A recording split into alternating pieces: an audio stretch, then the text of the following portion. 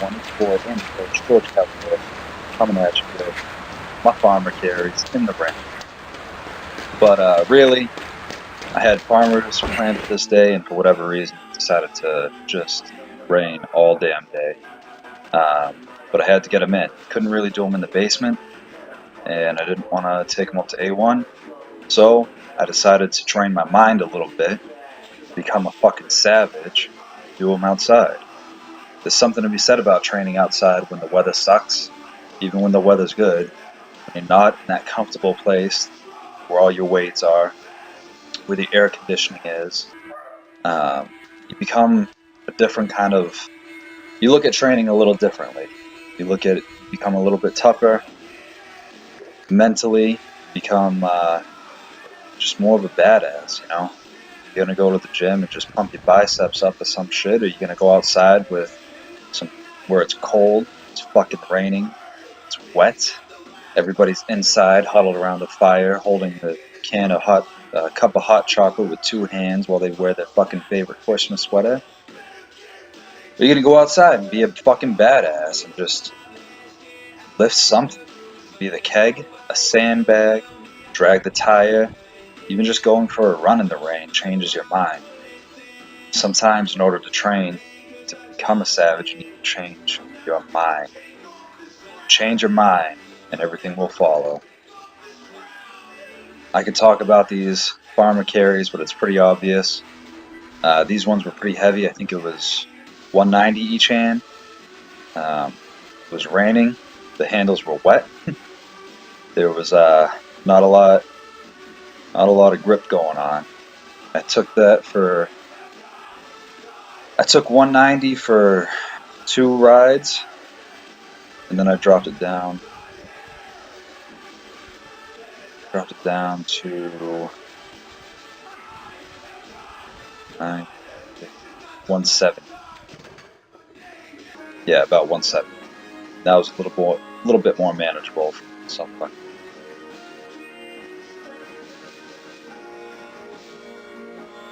See, I'm trying to get set up. I'm trying to get my hands tight, but my hands kept slipping. Not only does the rain make it wet, but when the air is dry, then your hands get dry and it becomes slippery on the metal.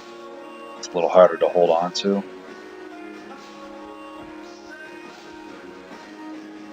So I'm trying different techniques of putting it down and picking it up again, or then I'll try just going around, like making a U at the back. I think I did a total of 8 rounds with 150. Then my last set I just had a plate on and I took it down the road and back. My traps are sore as a bastard. My grip isn't too bad, but my traps and my middle back are sore as hell. I gotta get better at making turns. Suck. But anyway, went and hit some accessory type work, did some suspension fallouts, some ring fallouts, TRX fallouts, whatever you want to call them. It's basically an ab wheel rollout. Again, make sure you're not crunching the spine. You're trying to keep that trunk integrity, because if you start teaching yourself how to round your spine over, eventually in exercise you're going to round your spine over without thinking about it, and that's obviously dangerous. It's very bad for your posture. It's poor, it's just poor mechanics. I don't like any sort of crunching of any sort. I don't like crunches, alright? Let's just get that straight. Everything that you see me do involves some sort of anti-extension or anti-rotation movement, whether it's just a regular plank or these fallouts or these banded. They're called rotations, but you're rotating at the hip. You're not rotating the spine. So the spine is staying straight. You're pushing on that inside foot like you're trying to jump laterally, and then you pivot the outside foot. Everything else stays straight. The hips to the shoulders is like playing a glass stuck to your body that you're trying not to break. Did I say a plane or a pain? I meant a pain. I don't know what I said. But arms are straight, pivot, push on the outside of the foot of that inside leg. I hope that makes sense. You can kind of see which foot is pivoting, which foot isn't.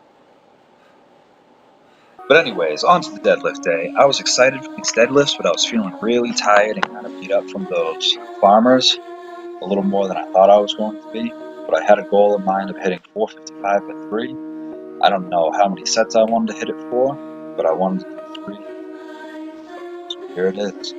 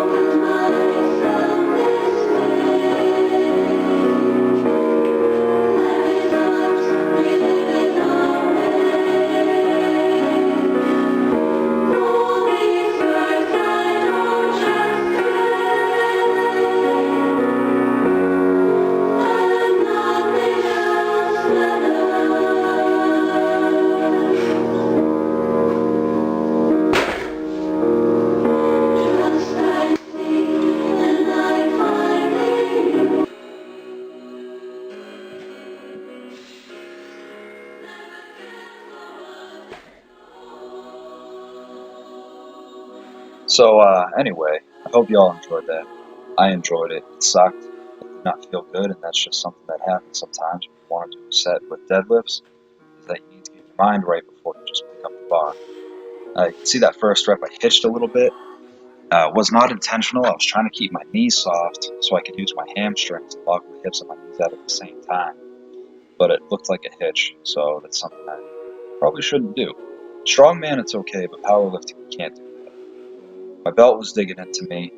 I felt like I was going to throw up, and I pulled the second rep. It felt like death.